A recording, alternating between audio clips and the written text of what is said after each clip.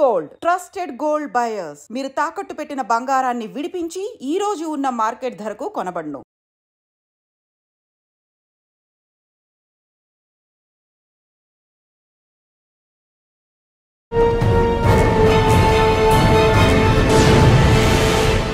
Welcome to crime diaries. ఈ వారం మన గెస్ట్ మాజీ ఎన్కౌంటర్ స్పెషలిస్ట్, పేరు చంద్రమౌళి గారు, రిటైర్డ్ అడిషనల్ ఎస్పీ.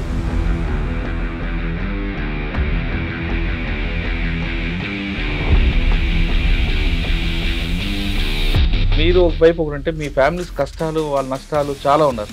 వాళ్ళు ఎన్నో సుఖాలు ఆమె చెప్తుంది. ఇప్పుడు భద్రకాళి దేవాలయంలో పోయి కొంగు జాపుకొని అడిగేదట దేవుణ్ణి, నా భర్త చక్కగా ఇంటికి రావాలని. ఆ విధంగా చేయబట్టి మీలాంటి అందరూ ప్రాణాలతో ఉన్నారు కాదంటారా? అంతే. వాళ్ళ హృదయక్షోభను అర్థం చేసుకోవాలి ప్రజలందరూ, మమ్మల్ని కాదు. మేము పార్ట్ ఆఫ్ డ్యూటీ. పోయేటప్పుడు తెలియదు మేము చేస్తామని, వచ్చేటప్పుడు తెలియదు. సార్ మీరు డిపార్ట్మెంట్కి వచ్చినప్పటికీ ఫస్ట్ ఎక్స్చేంజ్ ఆఫ్ ఫైర్ ఎక్కడ జరిగింది? 69 నుంచి ఉద్యమం ఉంది. విప్లవం వర్ధిల్లాలని బోర్డులు పెట్టుకున్న కాజీపేట ఫ్లైఓవర్. ప్రజాస్వామ్య బద్ధంగా చేస్తే ఈరోజు రాష్ట్రం ఎట్లా ఉండేది, దేశం ఎలా ఉండేది. ఈ అవినీతులు, ఈ రాజకీయాలు, కుట్రలు తగ్గాయి. ఇప్పటికైనా ఈ వందలాది మంది యూత్ ఉన్నారు కదా, సో దేనికైనా ఉడుకు రక్తం అది కావాలి. పరిస్థితులు కూడా అంటే అంత ప్రభావం ఉందండి అప్పుడు. అడవి ప్రాంతం వాళ్ళకి కావాల్సింది, అడవి ప్రాంతం, వెనుకబడ్డ ప్రాంతం. ఇంకెంతమంది ఉన్నారో ఏంటో అని అనుకుంటాం మనం. ఇప్పుడు ఛత్తీస్గఢ్ కాకపోతే నా వల్ల ములుగు అడవి క్లీన్ అయింది. అదే విధంగా మీరు ఎందుకు భావించాలి? వాళ్ళని చైతన్యపరచాలనే ఉద్దేశం కూడా ఉండొచ్చు కదా. చైతన్యపరచాలంటే ఇంకెన్ని ఏరియాలు లేవండి, ఆంధ్రలో లేవా, రాయలసీమలు లేవా. ఇంకోటి ఎక్స్చేంజ్ ఆఫ్ ఫైర్ జరుగుతుంది కానీ పోలీసులకి ఏం కాదు. ఎంత ఎక్కువసేపు మావోయిస్టులు, నక్సలైట్ చనిపోతారు. మేము వెల్ ట్రైన్డ్ కదండి. వాళ్ళకి ఏదో తుపాకీ ఊరి నుంచి చదువుకునే వాళ్ళ ప్రాక్టీస్ ఎక్కడిది. రౌండ్స్ ఎంత చేసినా దొంగనే పోలీసే అండి. పోలీసుల్లో అప్పట్లో చనిపోతే బుల్లెట్ చనిపోవాలి అనే కోరిక ఉండేది. అదే చావడమే వస్తే దేవుడా బ్లాస్టింగ్ లో చనిపోవాలి. దాన్ని అవాయిడ్ చేసేవాళ్ళం. దాని కొరకు నేను 10 కిలోమీటర్లు చుట్టూ తిరిగి వేరే రోడ్లో పోయిన సంఘటనలు ఉన్నాయి. కానీ ఎప్పుడైనా కమిట్మెంట్గా ఇంకా విప్లవం వర్ధిల్లా, చనిపోతున్న సమయంలో కూడా విప్లవం వర్ధిల్లా అని అంటూ స్లోగన్ చనిపోయిన మనుషులను చూసారు? 1-2 ఇట్లలో చూసినాం. ఫైరింగ్ ఆగిపోగానే మేము వెళ్తాం. ఇబ్బంది పడేసినాడు, బ్లడ్ యూజ్ అవుతుంది, ఏమైనా చేయగలుగుతామని చూస్తే కొంతమంది టక్కున పడిపోతారు. ఒక్కతని మాత్రం వాడు విప్లవం వర్ధిల్లాలి అనుకుంటే చనిపోయాడు. పేరు అనవసరం. మంచి నాయకుడులేండి సార్. అక్కడ బాధ అనిపిస్తుంటారు సార్. పోలీసుల వైపు ఒకవేళ రాకుండా ఉంటే ఈ ఉద్యమం కొంచెం కొంతకాలం నడిచి ఉంటుందా? ప్రజాస్వామికంగా ఉంటే బాగా అల్లుకపోయేది. ఇప్పటికీ తీర్మానం అనేది దీనికి పంపించింది అనుకోవాలి. ఫస్ట్ ప్రజలను చంపడం, తుపాకీ ద్వారానే అధికారం వస్తుందని ఎక్కడో చైనాలో ఏదో జరిగితే వీళ్ళు పట్టుకోవడం. ఏ దేశ పరిస్థితులకు అనుకూలంగా వాళ్ళు విప్లవము అంటే ఎదురు తిరగడము, ఎదురు మాట్లాడడం నేర్చుకోవాలి. కానీ మన దేశ సిద్ధాంతాలు, సనాతన ధర్మం పాటించే వాళ్ళు 80% ఉన్నారు. ఇటువంటి జాగాల్లో ఆయుధాలు పట్టడం అది తప్పు. పోలీస్ డిపార్ట్మెంట్ రావాలి అనుకున్న వాళ్ళకి మీరు రీఛార్జ్ మెసేజ్ ప్రమోషన్ల కొరకు, డబ్బుల కొరకు రావద్దండి. సపోజ్ నేను డిఎస్పీకి ఉండగా జాబ్ విడిచిపెట్టాను. రిటైర్మెంట్ కంటే ముందే నాకు వద్దన్నాను. నాకు వచ్చేది అడిషనల్ ఎస్పీ నేను చేసిన పనులకు. కానీ నేను ఎందుకు వద్దాను అనుకున్నాను, ఇంకా ఈ చెడు దాంట్లో ఉండకూడదు. నేను వెళ్ళిపోయింది, నాకు డిఎస్పీ అయితే అడిషనల్ ఎస్పీ అయింది. ప్రజలు గుర్తించాలి నా సర్వీస్ని. కానీ ప్రభుత్వం ఏంది ఇవాళ ఉంటుంది పోతుంది. దయచేసి 1976 బ్యాచ్ అయిన చంద్రమౌళి గారు సర్వీస్లోకి వచ్చే సమయంలో తెలంగాణ ప్రాంతం అంతా కూడా నక్సల్స్ ప్రభావిత ప్రాంతం అంతా కూడా బొగ్గుమంటుంది. ఆ సమయంలో ఆయన డ్యూటీలోకి వచ్చినప్పుడు పరిస్థితి ఎలా ఉండేది? నక్సల్ సమస్యను కంట్రోల్ చేయడానికి కేవలం ఎన్కౌంటర్లు ఎంచుకున్నారా, లేదు అరెస్టులు చేశారా, లేదు సరెండర్ పాలసీ ఇంప్లిమెంట్ చేశారా? ఈ మూడింటితో పాటు ప్రభుత్వ పథకాల కింద వరకు వెళ్ళడానికి పోలీసులతో పాటు రెవెన్యూ డిపార్ట్మెంట్కి ఏ విధంగా సహకరించారు? ఆ సమస్యను క్రమేపీ తగ్గించడానికి ఎలాంటి ప్లాన్లు చేశారు? ముఖ్యంగా వరంగల్ లాంటి హబ్లో ఏ విధంగా వర్క్లు జరిగాయి అనే విషయాన్ని సార్ని అడిగి తెలుసుకుంది. సార్ నమస్తే అండి. నమస్తే అండి మురళి గారు. సార్ 1976లో మీ డిపార్ట్మెంట్కి వచ్చేసరికి మీ డిపార్ట్మెంట్కి వచ్చే సమయంలో వరంగల్లో తీసుకుంటే హబ్ అది. అదేవిధంగా మీరు చెప్తున్న ములుగు, జాఫర్గఢ్ ఆ ప్రాంతం అంతా కూడా నక్సల్ ప్రభావిత ప్రాంతమే.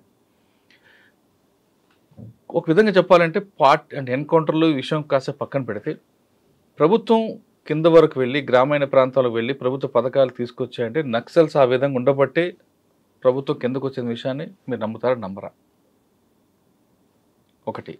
రెండోది, ఆ సమస్యను తగ్గించడానికి, తీవ్రత తగ్గించడానికి ఎన్కౌంటర్లు తీసుకున్నారా, సరెండర్లు తీసుకున్నారా, నక్సల్స్ అంటే అరెస్టులు చేయడం చేశారా, లేదు సరెండర్ అనే వాళ్ళకి నక్సల్స్ ఏమైనా ఇంప్లిమెంట్ చేయడం పర్పతంగా సరెండర్ పాలసీని ఇలాగ ఇంప్లిమెంట్ చేసుకొచ్చారు, అదేవిధంగా నెక్స్ట్ జనరేషన్ అటువైపు వెళ్లకుండా వాళ్ళకి ఏ విధంగా కన్విన్స్ చేసుకొచ్చారు, ఇవన్నీ విషయాలు చెప్పే ముందు మీకు బాగా గుర్తుండిపోయిన సంఘటనలు ఎన్కౌంటర్లో జరిగి మీరు ఎంతమందిని సరెండర్ చేశారు, అదేవిధంగా మీరు ఎన్ని బ్లాస్ట్ల నుంచి తప్పించుకున్నారు ఒకసారి చెప్పండి.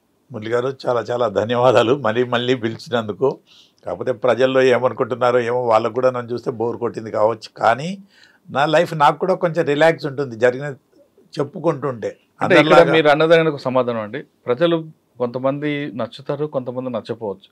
పోలీసుని హీరోని చేస్తున్నారని ఒక వర్గం భావిస్తే, ఈయన లేని డబ్బాలు కొట్టుకుంటున్నాడని మరొక వర్గం భావిస్తే, కానీ అప్పుడు ఎలా కష్టపడ్డారు, ఎలా ఈ ప్రాణాల నుంచి ఎలా బయటపడ్డారు, ప్రమాదం నుంచి ఎలా భయపడ్డారు. పోలీసు ఉద్యోగం ఉంటప్పుడు దినదిన గండం దీర్ఘాయుష్మానం ఉండేది.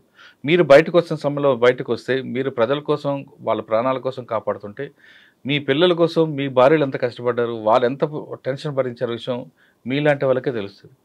కాబట్టి ఆ స్టోరీలు వినాలంటే ఖచ్చితంగా మీలాంటి వాళ్ళు ఇంటర్వ్యూ చూడాలని భావించే వాళ్ళు కూడా ఉంటారు ఇందులో, కాదంటారా? ఎవరిని చెప్పుకోవాలంటే అంటే మీ వైపు ఒకటి తీసుకుంటే మీ ఫ్యామిలీ నా భార్య ఎంత ఏడుస్తుందో మరి. కాదండి, మీరు ఒక వైపు ఒకటి అంటే మీ ఫ్యామిలీస్ కష్టాలు, వాళ్ళ నష్టాలు చాలా ఉన్నారు, వాళ్ళు ఎన్నో సుఖాలు. ఆమె చెప్తుంది ఇప్పుడు భద్రకాళి దేవాలయంలో పోయి కొంగు చాపుకొని అడిగేదట దేవుణ్ణి, నా భర్త చక్కగా ఇంటికి రావాలని. అదండి, అది ఆవిడ చేసిన గొప్పతనం. అది మీరే కాదు, మీ భార్యే కదండి, అందరు భార్యలు ఇలాగే చేశారు. ఆ విధంగా చేయబట్టి మీలాంటి అందరూ ప్రాణాలతో ఉన్నారు, కాదంటారా? అంతే అంతే. ఆవిడ అలా చేశారు. మిమ్మల్ని మీ ప్రాణాలతో నా భర్త రావాలని కోరుకునే వాళ్ళు భార్యలు ఉంటే, పిల్లల్ని దారి తప్పకుండా కష్టపడి పెంచి వచ్చిన తాళిచాలని జీతంతో కుటుంబాలు నడిపే మహాతల్లు కూడా ఉన్నారు మీ కుటుంబాలు. అవును అవును, వాళ్ళకే ప్రణామాలు చెప్పాలా. వాళ్ళ హృదయక్షోభను అర్థం చేసుకోవాలి ప్రజలందరూ, మమ్మల్ని కాదు. మేము పార్ట్ ఆఫ్ డ్యూటీ. పోయేటప్పుడు తెలియదు మేము చేస్తామని, వచ్చేటప్పుడు తెలియదు. వచ్చినామని మాత్రం సంతోషంగా, గెలిస్తే ఎన్కౌంటర్ అయితే చంపినాము, ఎన్కౌంటర్ సక్సెస్ అనుకునే వాళ్ళం. ఇంతమందిని చంపినామన్న ఉద్దేశం రాదు మాకు. Part of duty. ఎవరినో చంపినాము వాళ్ళు మనుషులే అన్న ఆలోచన రాదు. ప్రజలను చంపుతున్నారు, మేము పోయినాము పట్టుకోవడానికి, వాళ్ళు ఎదిరించినారు, కాల్చినారు, మేము కాల్చినాము. ఆవిడ చేసిన పుణ్యం మీకు కాపాడింది అంటే మీకే కాదు, చాలా మంది ప్రాణాలు కాపాడు. అంటే మనం మైథాలజికల్ చెప్పుకోవద్దు ఇక్కడ, ఎందుకంటే అందరి భార్యలకు అదే దుఃఖము. ఈవెన్ చనిపోయిన నక్సల్ వాళ్ళ కుటుంబాలు కూడా ఎంతో ఏడ్చుంటాయి, నాకు తెలుసు, చూసినాము. ఎందుకంటే వాళ్ళు చనిపోతే హాస్పిటల్ దాకా పోయి డాక్టర్లను భయపడకుండా ధైర్యంగా ఉండమని చెప్పి వాళ్ళ మీద ఎక్కడ అటాక్ అవుతుందని వాళ్ళు భయపడేవాళ్ళు. మార్చిరీల దగ్గర పికెట్లు వేసేవాళ్ళం. పోస్ట్ మార్టం అయ్యేటప్పుడు మేము ఉండేవాళ్ళం. పాపం డాక్టర్లు కూడా మనుషులే కదండి, చిన్న వాళ్ళకు ప్రొటెక్షన్ కూడా ఏముండదు, బాడీ వెళ్ళిపోయేదాకా ఉండేవాళ్ళు. అప్పుడు తిట్టేవాళ్ళు, ఏడ్చేవాళ్ళు. వాళ్ళ కుటుంబాలు అంతా పేదోళ్ళే జనరల్గా. ఓన్లీ వాళ్లకు మాకు రగడ పెట్టించింది, గొడవలు పెట్టించింది ఈ మధ్యవర్తులు, ఈ పౌర హక్కుల సంఘాలు, ఈ కొండపల్లి సీతారామయ్య అభిమాన సంఘాలు, వీళ్ళే బాగున్నారు. దీంతో బాగుపడింది ఎవరంటే వాళ్ళే. కొంతమంది సోకాళ్ళు మాకు మేమే మేధావులు అనుకునే వాళ్ళం. I blame them. మొన్న జంపన కలిసినాడు, వాడు పాపం గ్రాడ్యుయేట్ ఆయన దీంట్లోకి రాకపోతే ఎంతో బాగుపడేవాడు కదా. సరే నా వాళ్ళని చంపినాడు, అదంతా వేరు. ఫీల్డ్ ఉంటే నేను చంపేవాడిని, రేపు నేను చచ్చేవాడిని, అది వేరు. ఆయన మీకోసం ట్రై చేశాడు కదా, అది చెప్పినాడు కదా. నా పోలీస్ స్టేషన్ పేల్చిన సంగతి తెలుసు, తర్వాత టౌన్లో ఆయన ఎన్కౌంటర్లు అవన్నీ తెలుసు. అన్నిటికంటే ముఖ్యంగా 84లో అనుకుంటాను ఫస్ట్ వైలెన్స్ స్టార్ట్ అయినప్పుడు, ఈ కొండపల్లి సీతారామయ్య పెంబర్తి తీర్మానం తర్వాత కరీంనగర్ అయినాక వరంగల్లో ఒక ఇన్స్పెక్టర్ గారు, ఆయన అప్పటికే సీనియర్ ఇన్స్పెక్టర్, ఆయన అంటే మంచి పేరు ఉండేది, రామచందర్ గారు అని, ఎస్సీ క్యాండిడేట్, మళ్ళీ కరీంనగర్ ప్రాపర్, ఏం సంపాదించుకోలేదు. లేబర్ కాలనీలో ఒక ఇంట్లో ఉండేవాడు. వాళ్ళ తమ్ముడు డాక్టర్ చదువుతున్నాడు, ఆయన జీతంలోనే చదివించుకుంటూ ఉండేవాడు. ఒకరోజు ఆయన ఇల్లు కాలుపెట్టినారు, సాయంత్రం మోటార్ సైకిల్ కాలుపెట్టినారు, ఇంట్లో ఫర్నిచర్ అంతా కాలుపెట్టినారు. ఈయన ఆ ఇంటి దాకా వచ్చి ఎవరో చెప్తే ఇంకేదో పని తగిలితే దూరం పోయినాడు. ఒకవేళ ఆయన ఇంటి దగ్గరకు వస్తే ఆయన పరిస్థితి ఏమండి? అంతే కదా. చేసేవాళ్ళు అమాయకులే, దాని మీద యాక్షన్ తీసుకునే వాళ్ళు అమాయకులు, డ్యూటీ మైండ్. కానీ చేపించిన కుట్రదారులు ఉన్నారు కదా, వాళ్ళు బాగానే ఉన్నారు, వాళ్ళు ఇంకా చెప్తూనే ఉన్నారు. ప్రొఫెసర్లు అనుకుంటారు, వాళ్ళే లెక్చరర్లు అనుకుంటారు, వాళ్ళే కుహనా మేధావులు అనుకుంటారు. అది బాధ నాకు. కానీ మీరు అన్నట్లుగా మీరు వాస్తవాలు ఒప్పుకున్నారు కొనండి. మీరు పోలీస్ డిపార్ట్మెంట్ ఎలా సఫర్ అయిందో చనిపోయిన నక్సల్ కుటుంబాలకు కూడా మీరు సానుభూతి. మేము మనుషులమే కదండి, మేము ఊర్ల నుంచి వచ్చిన వాళ్ళమే కదండి. ఒకవేళ ఈ జాబులు రాకపోతే మేము వ్యవసాయమో పూజరికమో ఏదో చేసుకుంటూ గ్రామాల్లోనే ఉండేవాళ్ళం కదండి. మమ్మల్ని ఎక్కడో రాక్షసులు శ్రీలంక నుంచి వచ్చినారు, రావణాసుని సంతతి వాళ్ళని ఎందుకు అనుకుంటారు, వీళ్ళు బ్లేమ్ చేస్తారు. ఇంకా సార్ మీరు డిపార్ట్మెంట్కి వచ్చినప్పటికీ ఫస్ట్ ఎక్స్చేంజ్ ఆఫ్ ఫైర్ ఎక్కడ జరిగింది? అంటే ఫస్ట్ ఎప్పుడు జరిగిందంటే ఇది 69 నుంచి ఉద్యమం ఉంది. అవును. కొండపల్లి సీతారామయ్య వీళ్ళు ఆ సెయింట్ గ్యాబ్రియల్ను ఎక్కడో టీచర్ చేసుకుంటూ అది చేసుకుంటూ రాడికల్ కాదు, అది కూడా ఏమని అంటే విప్లవం వర్దిల్లాలని బోర్డులు పెట్టుకుని కాజీపేట ఫ్లైఓవర్ మీద కూర్చునే వాళ్ళట. ఒకరు ఇద్దరు సత్యమూర్తి వాళ్ళు వీళ్ళు చెప్పేవాళ్ళు. 69లో నేను స్టూడెంట్నే. సో తర్వాత హైదరాబాద్ వచ్చినాక ఈ రాజన్న ఈ జార్జి రెడ్డి వీళ్ళు వస్తుంటే అప్పుడే ఉన్నవాడిని చూసి ఊరుకోకపోవడం, కార్లను చూసి ఎంత మంచి కారు రా ఎట్లా కొన్నారా అని అనుకోవడం, ఇదే విప్లవానికి నాంది అది అని. జార్జి రెడ్డి మర్డర్ తర్వాత జార్జి రెడ్డి అప్పుడు నేను మంచి ఎక్సర్సైజ్ చేసుకుంటూ సికింద్రాబాద్ డిగ్రీ కాలేజీలో చేసుకుంటూ ఫామ్కి వచ్చినాను. అంతకుముందు కూడా యూనివర్సిటీలో గొడవలు అయితే మమ్మల్ని కూడా అది తీసుకుపోయేవాళ్ళు. కానీ అప్పుడు ఇంజనీరింగ్ కాలేజ్ ఎలక్షన్లు ఉండే. సో మేమందరం ఎవరి పనుల వాళ్ళు ఉన్నాము, రాజన్న వీళ్ళందరూ పోయారు వాళ్ళ కాలేజీ ఎలక్షన్లని. అది పొద్దున టైం వాళ్ళందరూ ఎక్కడో దిగినారు. జార్జి రెడ్డి ఒక్కడే ఇంజనీరింగ్ కాలేజ్ దగ్గర పోతే ఈ వాజ్ మర్డర్, ఆయన కిల్ చేసినారు. అప్పుడు పీడిఎస్యు ఆర్ఎస్యు ఏదో డివైడ్ అయింది. అప్పటిదాకా విప్లవం సిద్ధాంతం నేను రాజన్న విప్లవకారుడు అని అనుకోను. కానీ నేను ఒక విషయం చెప్తాను, అప్పుడు ఎరువుల గురించి ఊళ్ళలో స్ట్రైక్లు అయ్యేటి రైతులకు అందకుండా, అంతా పాలిటిక్స్, అప్పటి నుంచి పాలిటిక్సే, ఇప్పటి నుంచి పాలిటిక్సే. సో మా అందరికీ మా ఊర్లో ఒక సేటు గారు ఉండే, పేరొద్దు, మంచోడు, ఆయన జువారి యూరియా డీలర్ ఉండేది. ఆయన పాపం మమ్మల్ని సంతృప్తిపరచడానికో సంతోషించడానికో ఒక లారీ లోడ్ ఇచ్చినట్టున్నాడు, నాకు సరిగ్గా జ్ఞాపకం లేదు. అది ఇస్తే మాకు మనిషికో 4-5 బస్తాలు అవి చేసిన పాపం చెప్పుకోవాలి. మేము రాకముందు స్టూడెంట్ మంచి వయసు నెత్తర మీద ఉన్నాం, చదువు అయిపోయింది. ఆ జార్జి రెడ్డి మాట్లాడు నాకు LLBలో అడ్మిషన్ పెట్టుకుందాం అనుకుని అది పెట్టుకోకుండా ఊరికి వెళ్ళిపోయినా. సో ఊర్లో ఇట్లా అప్పుడు పీడిఎస్ కూరరాజన స్టార్ట్ చేసింది, ఎరువులు అందుతలేవు అవి అని. కొంత సిపిఎం ఉద్యమం కూడా ఉండే, సిహెచ్ రాజేశ్వరరావు గారు అక్కడ, అతనే గుమ్మి పుల్లయ్య గారు అని ఒకతను ఉండే. వీళ్ళందరూ ఉద్యమం తీస్తే దానికంటే ముందుగా తీస్తే ఆయన ఏదో ఇచ్చినాడు. ఇస్తే కూరరాజన్న చాలా పేదోళ్ళు అంటే వాళ్ళ తల్లి కూలి చేసేది, తండ్రి కూలి చేసేది. ఇతన్ని ఇంజనీరింగ్ చదివించినారు. ఇతనికి చొక్కారావు వీళ్ళు ఆర్టీసీల పోస్టింగ్లు ఇస్తామన్నా పోకుండా కమిట్మెంట్తోనే అయినాడు. ఇప్పుడు ఎక్కడ ఉంటున్నాడు? ఉన్నాడు మొత్తానికి వేములవాడలో ఉన్నారు. వేములవాడలో ఉన్నాడు, అండర్ గ్రౌండ్ ఇక్కడ ఎక్కడ వేములవాడలో వేములవాడలో అప్పుడు ఉన్నాం. సో ఆ సేటు గారు బస్తాలు ఇస్తే తనకు కొన్ని ఎక్కువ వస్తాయి కదా, లీడర్ కదా, వస్తే తను ఇంటికి అవి అమ్ముకోలేదు, ఒక పైసా తెచ్చుకోలేదు. అవన్నీ తీసుకొచ్చి విశాలాంధ్ర బుక్ హౌస్ నుంచి బుక్స్ తీసుకొచ్చి, అంటే ప్రజలను మేల్కొల్పుతా అన్నాడు కానీ నక్సలిజం నూరిపోసే లైబ్రరీ పెట్టినాడు. అంటే వాళ్ళకి అప్పుడే అంత కమిట్మెంట్ వచ్చింది. కానీ దాన్నే వాళ్ళ మేధావులు ప్రజాస్వామ్యబద్ధంగా చేస్తే ఈరోజు రాష్ట్రం ఎట్లా ఉండేది, దేశం ఎలా ఉండేది. ఈ అవినీతులు, ఈ రాజకీయాలు, కుట్రలు తగ్గాయి. ఇప్పటికైనా ఈ 100 మంది యూత్ ఉన్నారు కదా. ఇప్పుడు మీరు షోలే సినిమా చూసుంటారో లేదో, ఫస్ట్ గూడ్స్ ట్రైన్లో పోతుంటే నేను మొన్న ఒకసారి చూసిన, ఆ రైలు అటాక్ కాకముందు వాని హ్యాండ్స్ తెంపమంటే అమితాబ్ బచ్చన్ అంటాడు, రౌడీజం అంటే దాదాగిరిలో కానీ పోలీసులో కానీ బహదూర్గిరి కావాలని. అట్టున్నాడే షైన్ అవుతాడు, అట్టున్నాడే రిస్క్ కూడా తీసుకుంటాడు. ఇప్పుడు నక్సలైట్ వాళ్ళు అట్లాగే ఉన్నారు, పోలీసులలో అందరూ కాదు, కొంతమంది ఇట్లా తయారవుతారు. సో దేనికైనా ఉడుకు రక్తం అది కావాలి. పరిస్థితులు చూస్తే ఉద్రేకం వస్తుంది. మా వాళ్ళు చనిపోయి ఏడుస్తుంటే, అరే నీ అమ్మ ఇంకా మా వాళ్ళు ఏడవకుండా కావాలి, మేము బాగుంటేనే ప్రజలు బాగుంటారు అనుకునే స్థితికి వచ్చినాక ఎన్కౌంటర్లు స్టార్ట్ అయినాయి. ఎన్కౌంటర్లు ఎప్పుడైనా అండి, శ్రీకాకుళం ఉద్యమము వెంగళరావు గారు సీఎం ఉన్నప్పుడు అయినట్టు 69 అప్పటి నుంచి స్టార్ట్ అయింది. వెంగళరావు గారు సీఎం 70-76 అనుకుంటా. సో అప్పుడు ఆయన మంచి పని చేసినాడు. ఎలాంటి అంటే లంచాలు సిఫారసులు లేని ఇంటర్వ్యూ ఒకటి పెట్టినాడు, రిటర్న్ టెస్ట్ అని 1 స్టార్ అని. దాంట్లో నేను మా జిల్లాకి ఏదో ఫస్ట్ వచ్చినట్టున్నాను, నాకు సెలెక్షన్ అవుతుందని తెలుసు. సెలెక్షన్ అయినాను. వరంగల్ వేసినారు. వరంగల్లో అప్పటి నుంచి 69 నుంచి ఆ గోదావరి బెల్ట్, నక్సలైట్లు, నెక్కర్లు వేసుకొని తుపాకులు పట్టుకొని తిరిగేవాళ్ళు, అది ఇదని ఒక చరిత్ర ఉండేది. ములుగు ఏరియా అక్కడికి చారు మజుందారా, కాను సన్యాల వాళ్ళు కూడా వచ్చినారు, సామంత్ రెడ్డి అని, వాళ్ళందరూ 69 నుంచి ఉండేవాళ్ళు. అక్కడ ఉద్యమం ఉంది. అయినా కొంతమంది సెటిలర్స్ అక్కడ సెటిల్ అయినారు. అంటే అంత ప్రభావం ఉందండి అప్పుడు. అడవి ప్రాంతం, వాళ్ళకి కావాల్సింది అడవి ప్రాంతం, వెనుకబడ్డ ప్రాంతం. ఒక్కడు తుపాకీ పట్టుకొని వచ్చి అడవిలో కనిపిస్తే ఊర్లో కనిపించిన దానికి అడవిలో కనిపించిన దానికి తేడా ఉంటుంది కదా. అబ్బో ఇంకెంతమంది ఉన్నారో ఏంటో అని అనుకుంటాం మనం. ఇప్పుడు ఛత్తీస్గఢ్ ములుగు అడవుల్లో మళ్ళీ వస్తున్నారు. అవన్నీ నేను తిరిగినాయి, అవన్నీ ఇబ్బంది ఏం లేదు. అప్పుడు వయసు మీద ఉన్నా కనుక బాగా తిరిగే వాళ్ళం. ఓకే. కాకపోతే నా వల్ల ములుగు అడవి క్లీన్ అయింది. అంటే మీకు ఫస్ట్ పోస్టింగ్ ఇక్కడ? ఫస్ట్ పోస్టింగ్ ఇక్కడ చేర్యాల్లో జరిగింది. చేర్యాల్లో 77 ప్రాక్టికల్ ట్రైనింగ్ తర్వాత 77 నవంబర్లో వచ్చినాను. చేర్యాలకు కూడా కమ్యూనిజం చరిత్ర ఉంది.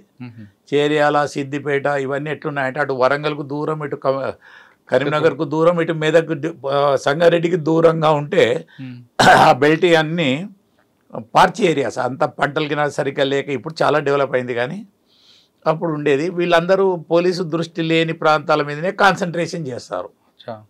వెనుకబడ్డ ప్రాంతాలను ఒకటి, ప్రజలు అమాయకులు కావచ్చు, పేదలు అని కావచ్చు, వాళ్ళకి సేఫ్టీ ఉంటుంది, వాళ్ళు ప్రచారం చేసుకోవచ్చు, వాళ్ళు తిరగవచ్చు, తుపాకులు వేసుకొని అఫెన్సులు చేయొచ్చు అని. అదే విధంగా మీరు ఎందుకు భావించాలి? వాళ్ళని చైతన్యపరచాలనే ఉద్దేశం కూడా ఉండొచ్చు కదా. చైతన్యపరచాలంటే ఇంకెన్ని ఏరియాలు లేవండి.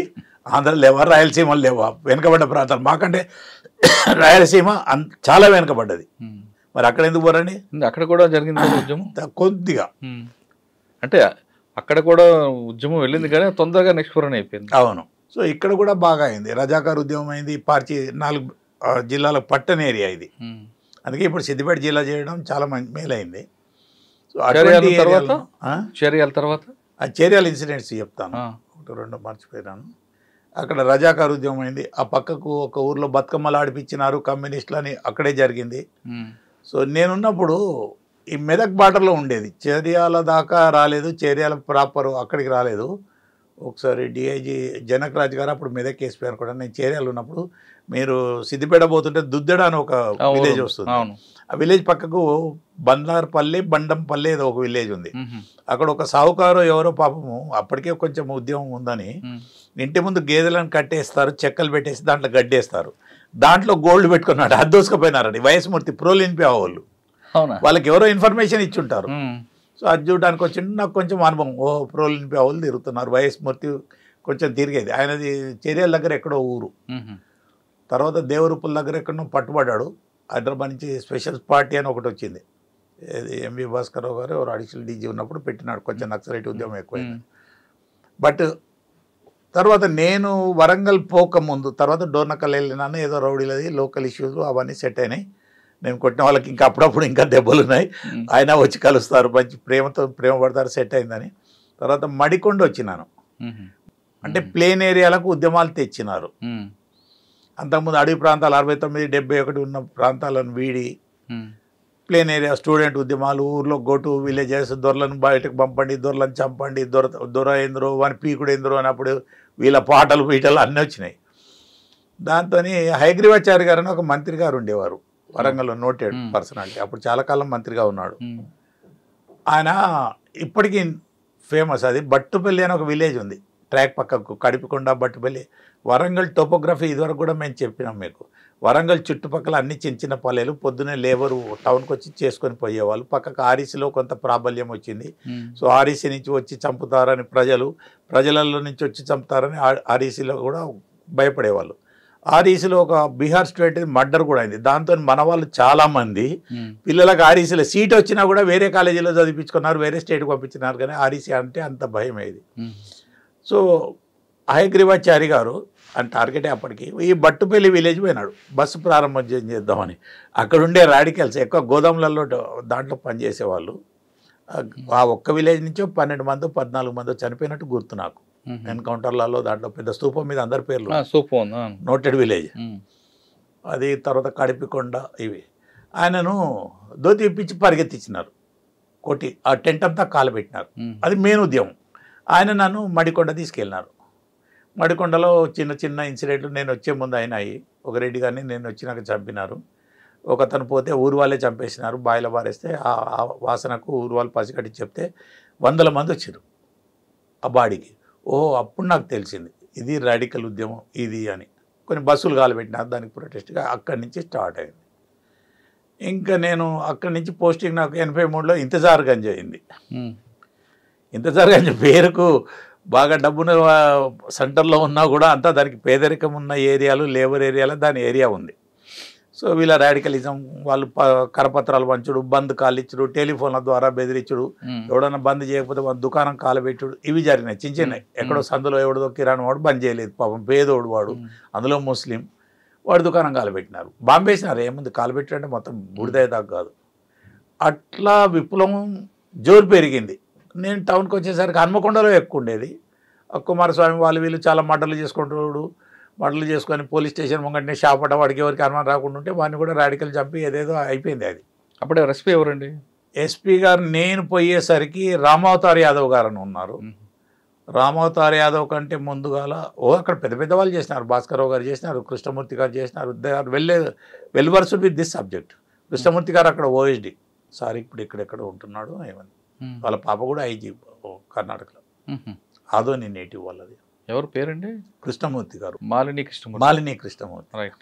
ఆ పాప పెళ్ళప్పుడు నేనున్నా, జస్ట్ ఎస్ఐ. సో అట్లా ఉద్యమం మొదలైంది. కానీ ఎప్పుడైతే పోలీసు వాళ్ళంటే, అప్పుడు పోలీసు వాళ్ళు టార్గెట్ కాదు. అయినా అప్పుడు జీబులు వచ్చినాయి, నాకు జీబు ఇచ్చినారు. అన్ని వేరే జిల్లాల ఇన్స్పెక్టర్లకు డిఎస్పీలు లేనప్పుడు కూడా వరంగల్లో జీబు ఇచ్చినారు. ఎందుకంటే వరంగల్కున్న వేరే జిల్లాలకి ఏమంటే, వేరే జిల్లా టౌన్లు చిన్నవి, జిల్లాల్లో అక్కడక్కడ తాలూకాలు అవి డెవలప్ అయినాయి, ఫారెస్ట్లు ఉన్నాయి, అక్కడ ఉండేవాళ్ళు. జిల్లా హెడ్ క్వార్టర్కు దూరంగా ఉండేవారు. కరీంనగర్ పీస్ఫుల్, నిజామాబాద్లో కొంత వచ్చింది, బాజిరెడ్డి గోవర్ధన్ ఎవరినో కాల్చినట్టు అది ఇన్సిడెంట్, కానీ మైనర్, ప్రజలకు భయం ఉండేది. కానీ వరంగల్ జిల్లాలో టోటల్ అప్పటికి ఆర్మడ్ దళాలు రాలేదు కనుక, రాడికలిజమే వచ్చింది కనుక వరంగల్ టౌన్ మీద కాన్సన్ట్రేషన్ ఉంది. ఎందుకంటే చాలా పదుల సంఖ్యలో ఎడ్యుకేషనల్ ఇన్స్టిట్యూషన్స్ ఉండేవి. సో స్టూడెంట్ రివల్యూషన్ ముందు రాడికల్ స్టూడెంట్స్ చెలరైపోయినారు. నాకంటే ముందున్న వాళ్ళు బ్యాచ్లు అవి ఇవంతా వాళ్ళని కొట్టడం, లాడ్ ఛార్జీలు అవి గొడవలు అయ్యేటి స్టార్ట్ అయింది. అయినా వాళ్ళు బాంబులు వేసారు. వాళ్ళు ఇంకో స్ట్రాటజీ ఏం చేసినారంటే, జనరల్గా బంధకాలున్నా ఎక్కడున్నా కూడా రాత్రి 11 నుంచి పొద్దున 4 దాకా పోలీసు వాళ్ళు పెట్రోలింగ్ తిరుగుతారు. సో అప్పటికి పోలీసు వాళ్ళ జోలికి రాకపోయేది. పోలీసు వాళ్ళు ఎప్పుడైతే 4 గంటలకు ఇంటికి వెళ్ళిపోయినారో వీళ్ళు చెలరైపోయేది. రైల్వే స్టేషన్ మీద బాంబులు వేసుడు, పొగ బాంబులు, మట్టు బాంబులు, అవి ఇవి. సో నేను ఈ చనిపోయిన సంతోష్ కుమార్ కొంచెం యాక్టివ్ అయినాం. ఈ సిఐ గారి ఇంటి మీద దాడి, అతను 4 రోజుల తర్వాత మాకు ఎదురైనాడు. బాగా పరిగెత్తినాడు. అదంతా కాశీపుగా రెడ్ బెల్ట్ అప్పటికే.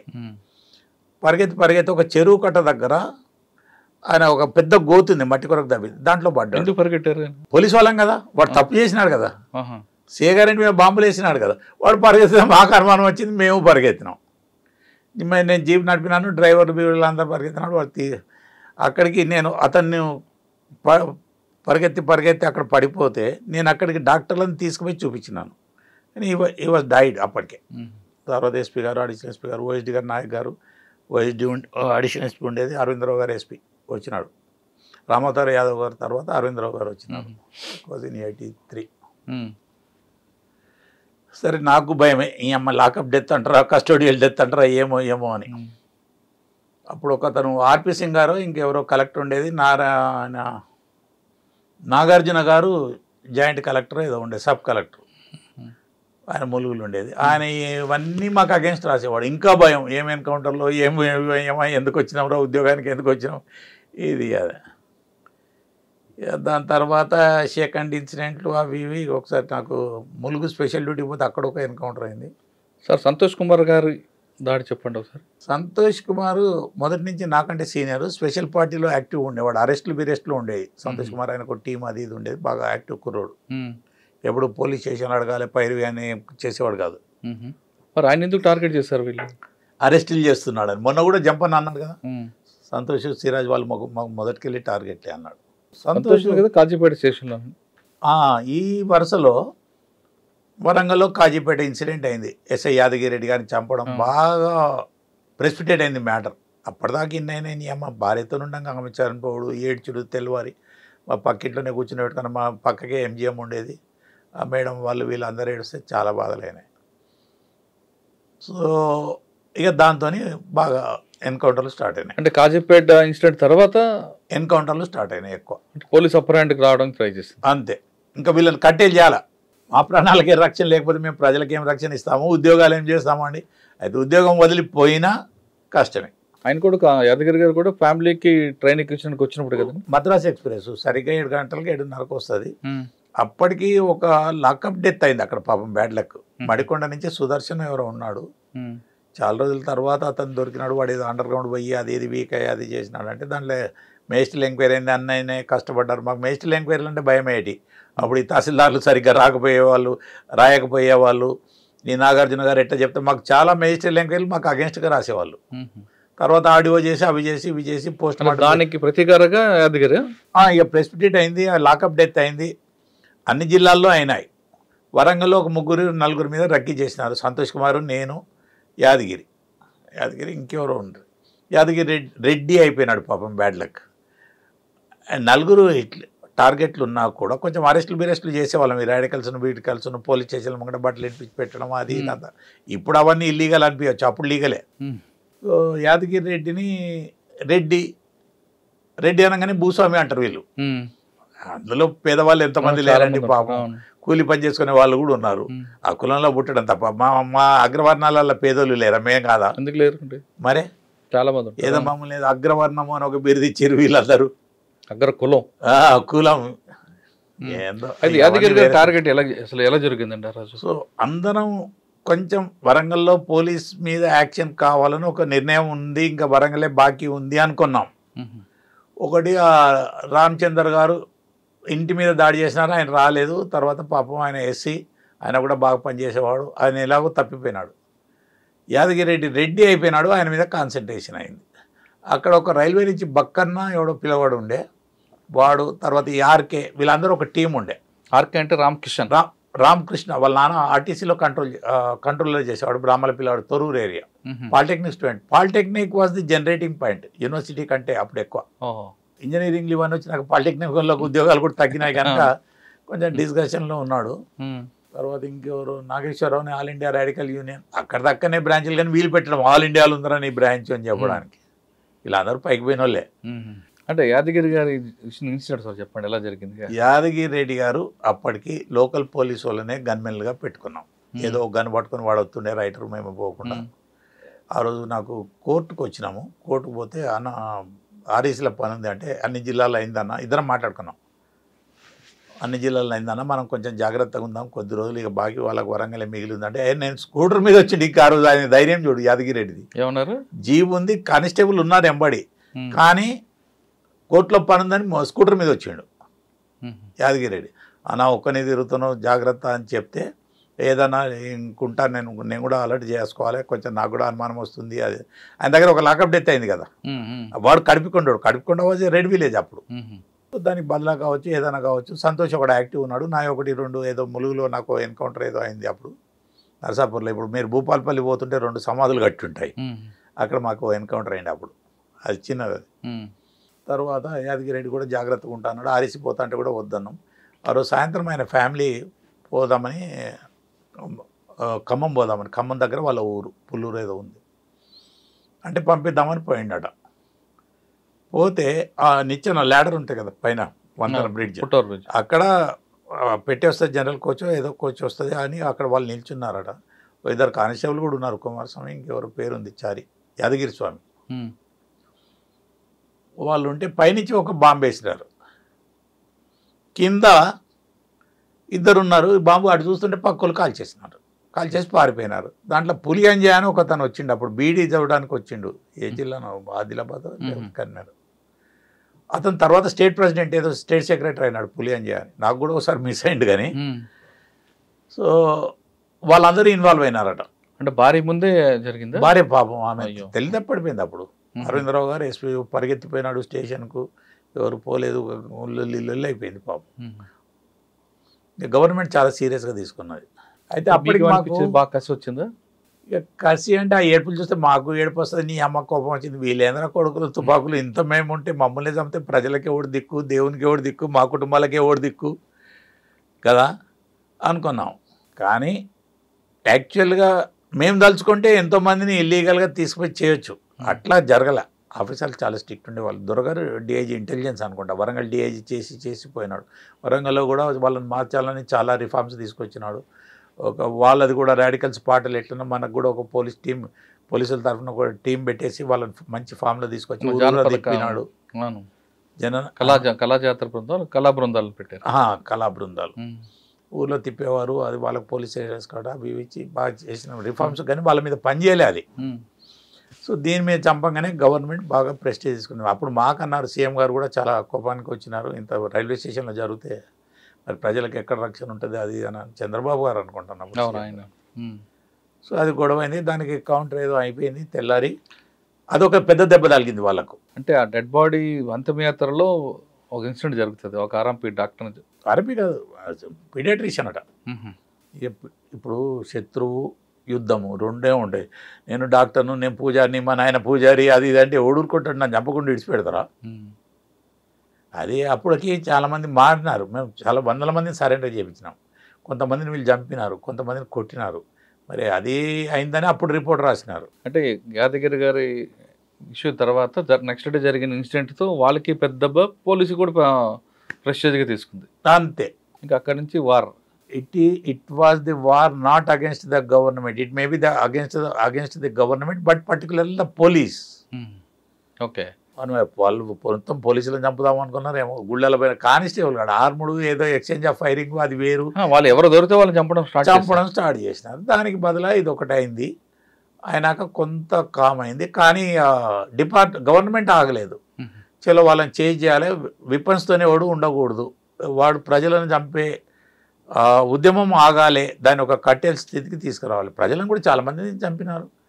జడ్పీ చైర్మన్, ఒకతను మార్కెటింగ్ చైర్మన్ రెడ్డి ఉమారెడ్డి ఏదో ఉంది అక్కడ వరంగల్ గ్రెయిన్ మార్కెట్లో వందల మంది వేల మంది రైతులు ఉంటారు. అటువంటిప్పుడు 2-3 మోటార్ సైకిల్ మీద పోయారు. ఓడు లోపల పోయిండు, కాల్చినే వెళ్ళిపోయాడు. బాగా చెప్తా 12 గంటలకు. అంత దౌర్జన్యం ఉండేది వాళ్ళది. అంటే వరంగల్కు ఇతర జిల్లాలకు నేను పోలికి చెప్పినాను కదండి, ఇంజనీరింగ్ కాలేజీలు ఇవన్నీ చేయబట్టి ఇక్కడ టెర్రరిజం బాగా పెరిగింది, నక్సలిజం. ఆ టైంలో వెపన్స్ ఎక్కడ వచ్చే వాళ్ళకు స్టార్ట్ అయినాయి. కొన్ని నాటి వచ్చినాయి, దొరికిన వాటిలలో నేను చెప్తున్నాను ఎక్కడి నుంచి వచ్చేటి. నాకు అంతా నేను ఎస్ఐబి ఇవన్నీ పోయేదాకా నేను పెద్ద స్టడీ చేయలేదు వాళ్ళ గురించి. కొన్ని నాటి వచ్చినాయి, కొన్ని 9mm పిస్టల్స్ పోలీసుల దగ్గర తీసుకునే వచ్చినాయి, అవన్నీ వచ్చినాయి అప్పటికి. సో అలా జరిగింది. అంత వైలెన్స్ ఉండేది. ఈవెన్ హైగ్రీవాచార్య గారిని చంపినారు. అరే నా పోలీస్ స్టేషను సాయంత్రం దాకా గొడవ అయింది. సాయంత్రం దాకా వాళ్ళు స్ట్రైకులు చేసినారు, ఇచ్చేసినారు, ఫైరింగ్ చేసి అదంతా లొల్లైంది. అంత అయినాక పోలీస్ స్టేషన్ అంటే అదేదో పెద్ద కోట కూడా కాంపౌండ్ వాళ్ళు పక్క బిల్డింగ్ కాదు. ముస్లిం వారి వీధిలో చిన్న బిల్డింగ్ కాంట్రాక్ట్ కిరాయి తీసుకొని కలెక్టర్ ఆఫీస్ ముందు ధర్నాలకి ఇమీడియట్గా అటెండ్ కావాలని ఒక పోలీస్ స్టేషన్ పెట్టినారు. నేను I was the 3rd inspector అనుకుంటాను. ఆఫీసర్ల గుణాలు అవి ఇవి చేయబట్టి నన్ను సుబేదార్ వేసినారు. అక్కడ ఆర్మ్డ్ పోలీస్ లేదు, సెంట్రీ లేడే లేడు. నేను సాయంత్రం నా జాగ్రత్తలు నేను ఉండేవాడిని. సాయంత్రానికి కొంచెం బయట పోడు అవి ఇవి చేసుకుంటాను. ఆ రోజు నేను ఇంటికి వెళ్ళిపోయినాను, ఈ గొడవలు ఉన్నాయని. పోలీస్ స్టేషన్ బెయిల్చినారు. ఆ వెనకాల పెద్ద గోతి ఉండేది, వాళ్ళు బాగా రగ్గి చేసినారు. మొన్న కూడా వీళ్ళు ఒప్పుకున్నారు. ఎవరు చేసినారంటే టౌన్ స్క్వాడ్ చేసింది, మాకు పార్టీలో ఐడియా ఉంది, కాకపోతే మీరు బచాయించినారని మేము సైలెంట్ ఉన్నాం, మీరు కానీ చస్తే మేము స్టేట్మెంట్ ఇచ్చేవాళ్ళం, క్లెయిమ్ చేసేవాళ్ళం అంటారు. అంత కసి మేమే చేసామని చెప్పుకునేవారు. అంతే. ఇట్ క్రియేట్స్ టెర్రర్ కదా. అరే వాడు పోలీస్ స్టేషన్ ఉన్నాక చంపిండ్రు అంటే, చంద్రమౌళి ఇన్స్పెక్టర్ చంపావంటే అప్పటికే అయినాయి. నేను ముదిరిపోయినాను. ప్రమోషన్ తర్వాత ములుగు తర్వాత మామ్నూరు. ఇక్కడ హైగ్రీవాచార్య ఆపారు మీరు. ఇక్కడ పోలీస్ బ్లాస్ట్ చేశారు. వెనక గోతులు వాళ్ళు వైర్లు వేసినారు. అప్పుడు రిమోట్లు రాలే. నేను ప్రైవేట్ ఇల్లు కదా, నీళ్లు పోవడానికి చిన్న చిన్న రంధ్రాలు ఉంటాయి. ఆ రంధ్రం దగ్గర నాకు కుర్చీ ఉంటే, నా కుర్చీ కింద రంధ్రంలో నుంచి వైర్ పెట్టి బాంబు పెట్టినారు. నా కుర్చీ ఎగిరిపోయి 1000 గజాలు అవతల పడ్డది. మీరుంటే నాది ముక్కలే కనబడుతుండే. మేము పోలీసులం ఏం మొక్కే వాళ్ళని తెలుసా?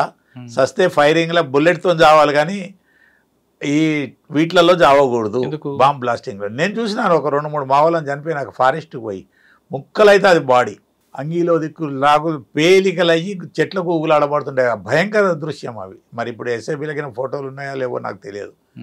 అప్పుడు ఇంత లేదు. అంటే మనం సంతోష్ కుమార్ కనబడదు, ఎవరిదో తెలియదు. నేను చెప్పనా, ఇప్పుడు దేవుని కూడా అన్ని సత్యాలు ఒప్పుకున్నట్టు. తెల్లారిసరికి డీజీలు వస్తారు, ఐజీలు వస్తారంటే 10 పీనుగులు 15 పీనుగులు మా వాళ్ళే వస్తే ఎవరు తలకాయో ఎవరు చేయో అన్ని పోస్ట్ మార్టంలు కాగానే ఇటు ఓన్లీ తలకాయ మందం ఇట్లా పెట్టి పంపేవాళ్ళం. వాళ్ళ భార్యలకు పిల్లలకు తలకాయ కనబడితే చాలా విప్పలేరు, బాడీ ముక్కలైది. వీళ్ళకి మాత్రం సంతోషం. అది మేము ముక్కలైది వస్తే వీళ్ళకు సంతోషం. ఫైరింగ్లో వాళ్ళు మమ్మల్ని గెలవలేరు కదండి ఎట్టి పరిస్థితులలో. ఇంకా 100 సంవత్సరాలు కానీ police will have upper hand. అవును, ట్రూ. అది మేము అంత ట్రైనింగ్ అవుతున్నాం, మా వాళ్ళు మెయింట్ ఫర్ ఇట్.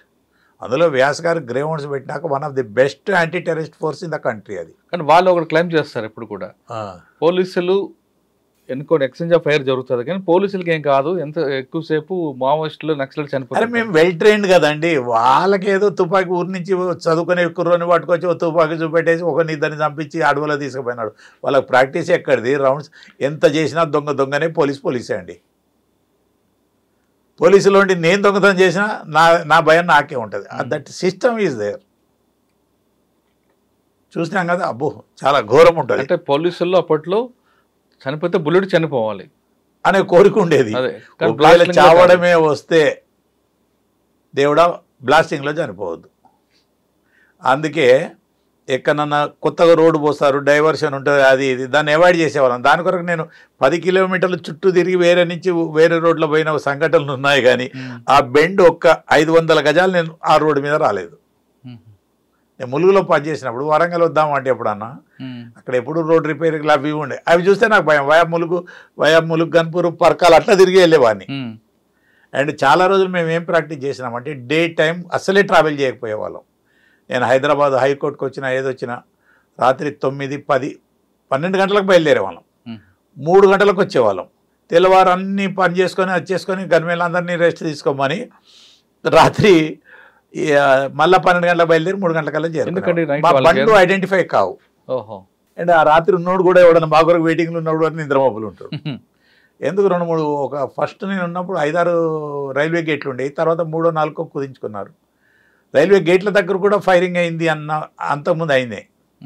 సో నేను నా బండి మాత్రం ఒక 100 గజాల దూరంలో ఆపుకునేవాడిని. రైల్ గేట్ బంద్ ఉంటే అన్ని జాగ్రత్తలు తీసుకునేవాళ్ళం. సినిమాలు లేదు, ఏమీ లేదు. మంచి ఈ టైంలో మీ ఫ్యామిలీ ఎలాగా బాధపడేవారు? మీ ఫ్యామిలీ అనగా మీ డిపార్ట్మెంట్ అంతా అంటే మా ముందు నవ్వుకుంటూ ఉండేవాళ్ళు.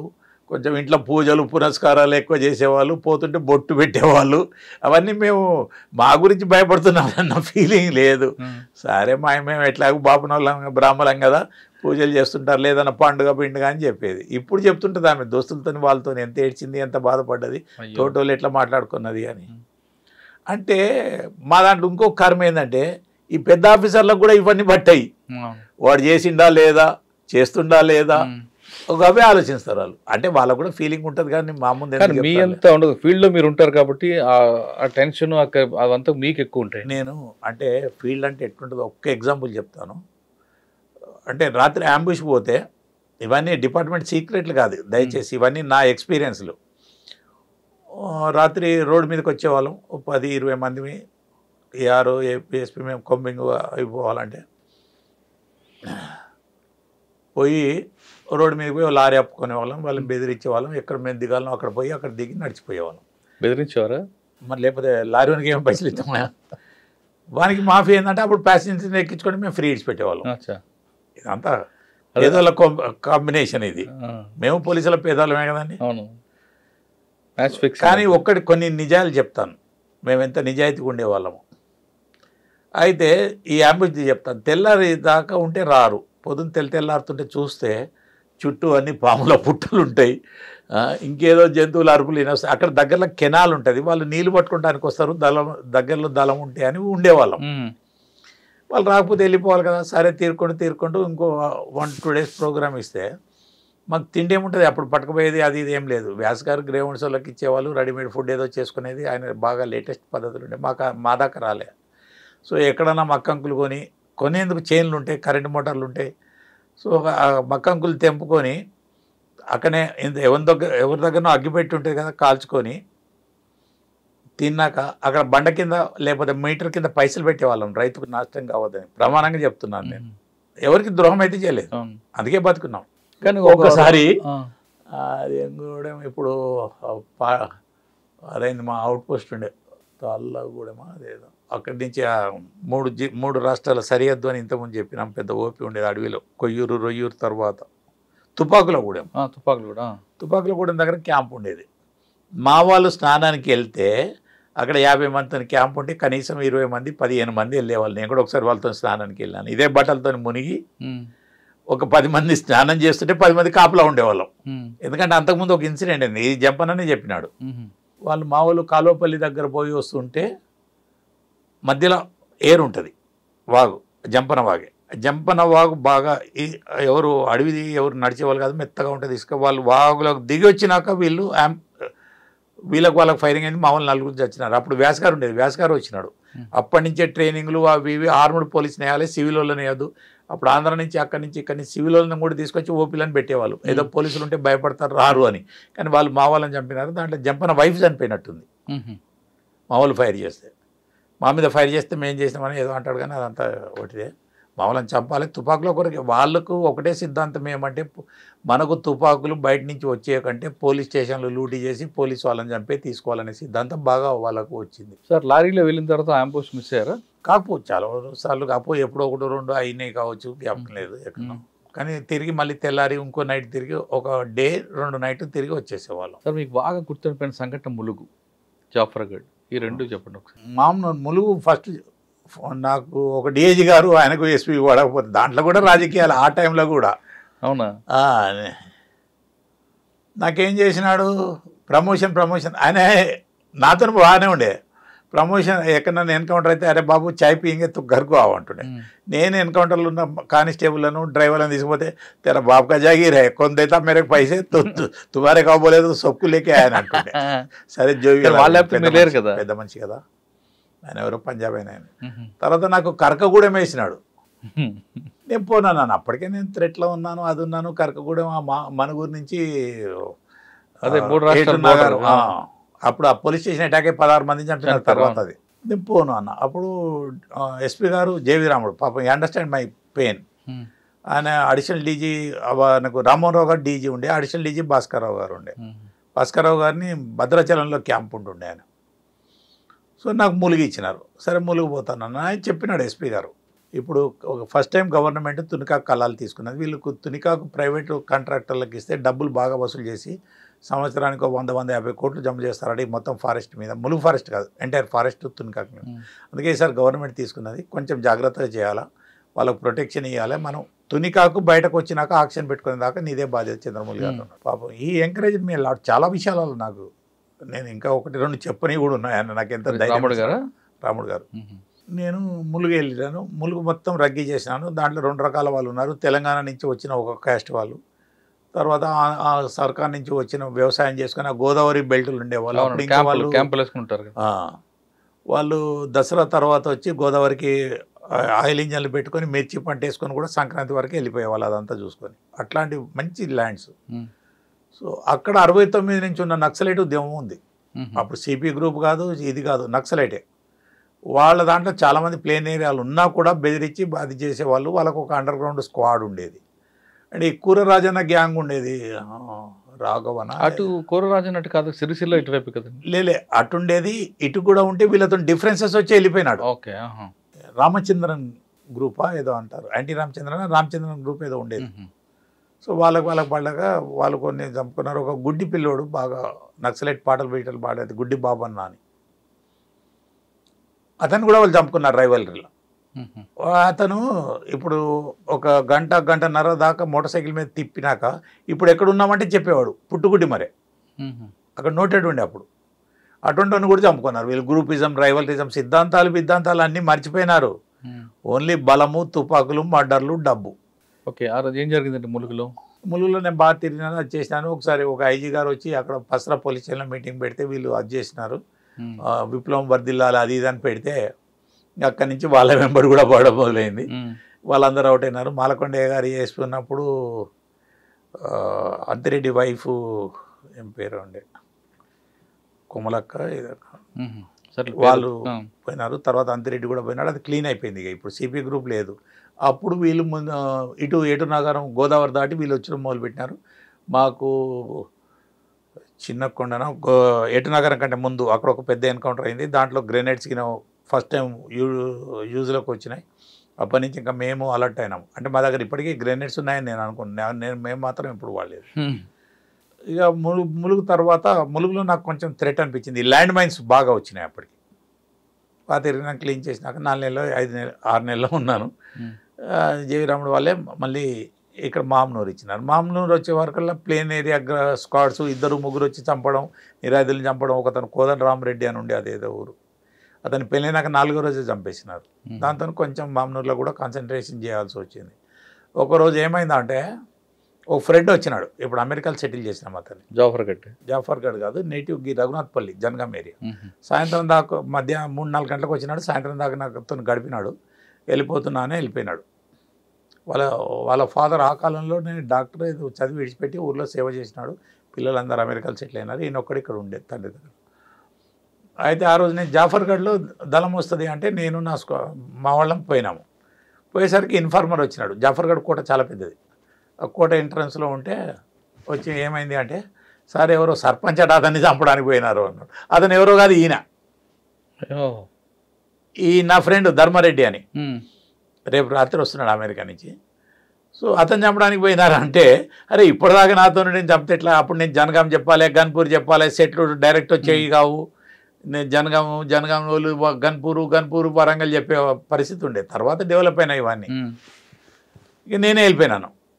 ఇక ఇప్పుడు అన్నీ అందరికీ చెప్పి నేను ఎస్పీకి చెప్పి అవన్నీ కాదని నేను డైరెక్ట్ వెళ్ళిపోతే, వాళ్ళ ఇంటి ముందు రైల్వే ట్రాక్ ఉంది, అక్కడ గేట్ ఉంది. గేట్ అని అడిగినాను. అంటే కొంచెం రిస్క్ తీసుకొని పని చేయాలి పోలీసులు అని నా ఉద్దేశం. డైనమిజం ఉండాలి దేనికైనా. అయితే గేట్ అని అడిగితే ఇంకా రాలేదు సార్ అన్నారు. ఆ గేట్ దగ్గరనే ఆపినాను అతన్ని. ఎవరిని? ఈ మా ఫ్రెండ్ను, ధర్మారెడ్డిని ఆపి, అన్న నీ కొరకు స్క్వాడ్ వచ్చింది, ఊర్లో ఎక్కడో ఉంటుంది, ఆల్రెడీ ఉంది, వద్దు మనం పోదాం కొంచెం సేపు ఉంది అని. ఊరిలో ఏదైనా కదలికలు అవన్నీ లేకుండా అయినాక 3 తర్వాత వాళ్ళ ఇంటికి తీసుకుపోయినాను. తెల్లారగట్ల ఇంకా అప్పటికి స్క్వాడ్ ఉండదు.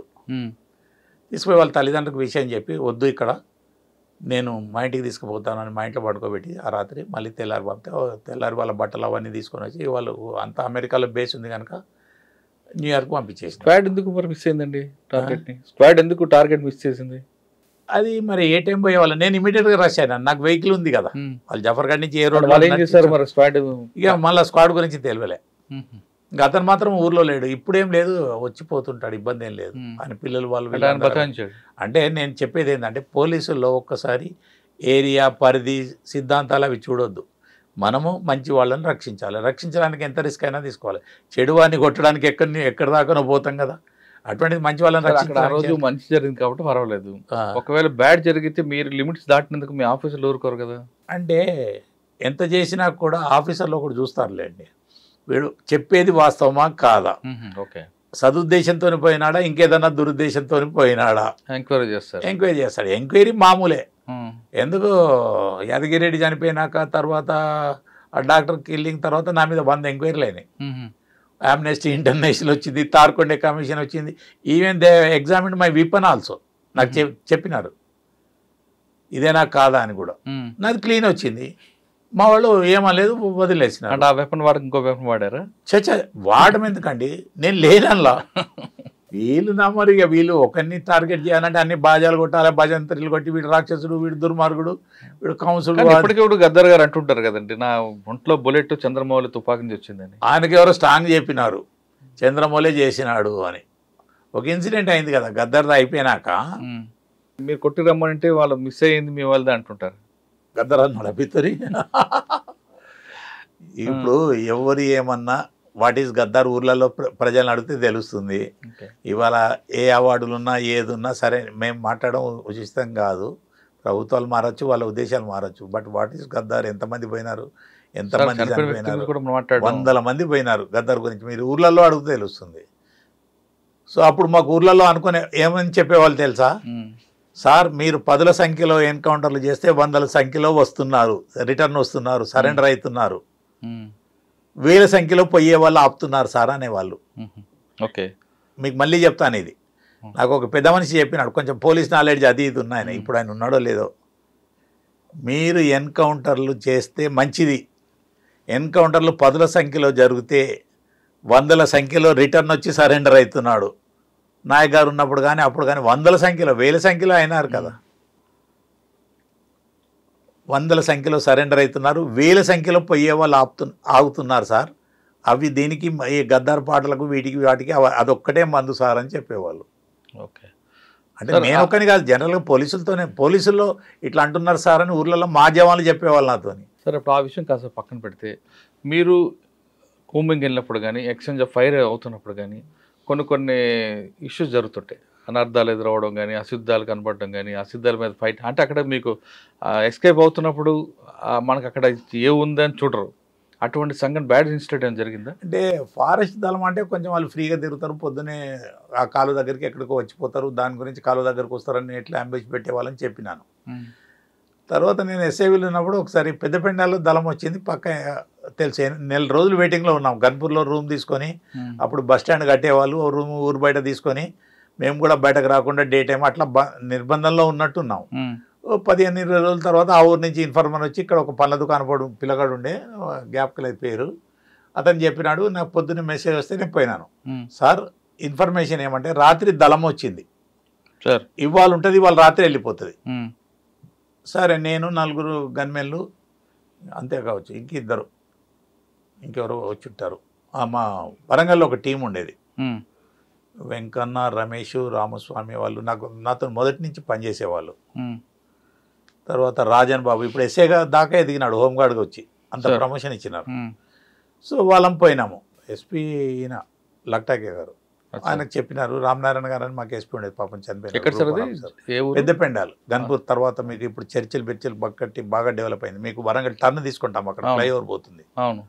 సో అక్కడ పోతే రాత్రి దళం వచ్చింది. మరి వాళ్ళు పొద్దున్న దొడ్డికి పోవాలి కదా, వాళ్ళు పోరు, బయట పోరు.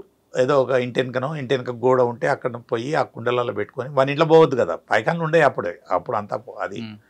సో అది కట్టుకొని పోతారు వాళ్ళు. మేము పోయేసరికి ఒక చిన్న పరుపు బండి ఉంది, వాళ్ళు ఊరు వాళ్ళు దొడ్డి పోయేది, అదంతా బాగా స్థలాలు బాగుండేది. మేము చూస్తే ఒక సెంట్రీ తుపాకీ వేసుకొని తిరుగుతున్నాడు. ఆ రోజు శనివారం, దూరదర్శన్లే ఉండే, ఇన్ని ఛానల్ లేకపో. అవును, దట్ వాజ్ ఇన్ 96, 95, 94. అది దూరదర్శన్ ఒకటే. శనివారం తెలుగు సినిమా వచ్చేది, తెలుగు సినిమా చూస్తారు. సరే సినిమా దాకా అయ్యేదాకా అయ్యే టైంలో మేము ఆ గుట్ట నుంచి కొంచెం దిక్కుంటూ వచ్చినాము.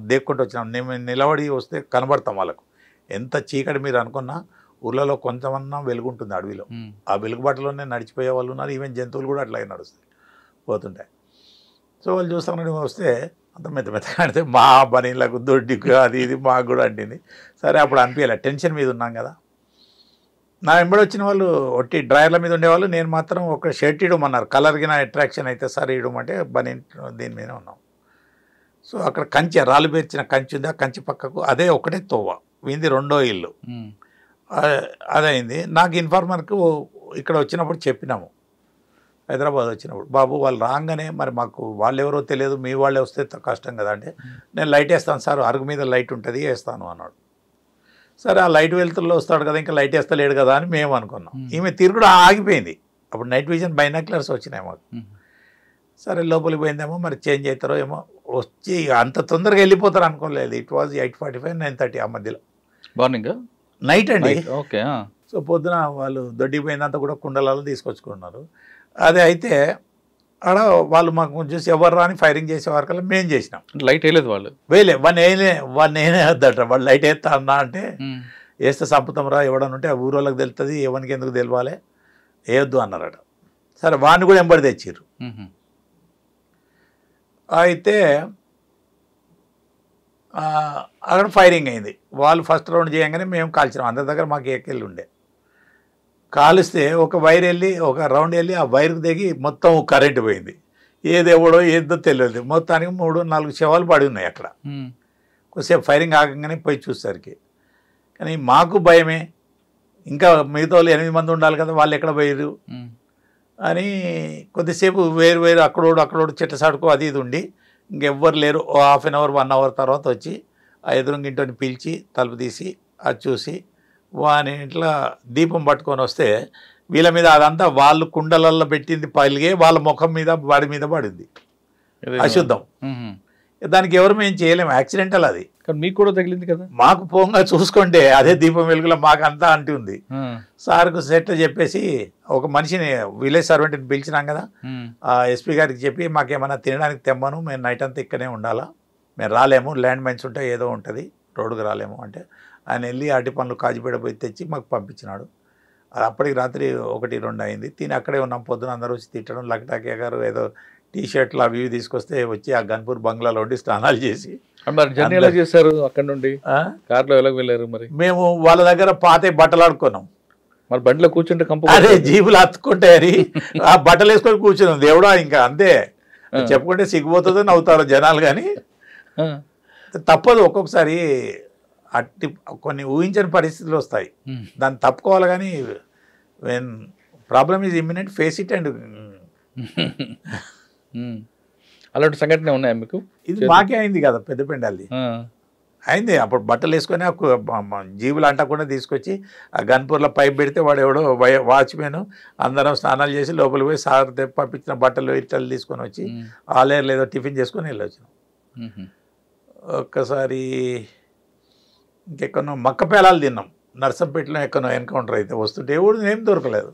ఇప్పుడు మక్కపేలాలు అమ్ముతుండే, 50 రూపాయలకు 60 రూపాయలకు మక్కపేలాలు కొనుక్కొని తినొచ్చు. సార్ ఇటువంటి సంఘటనలు అయిన తర్వాత ఇంటికి వచ్చి 1 రోజు 2 రోజులు అయిన తర్వాత ఇంటికి వస్తారు.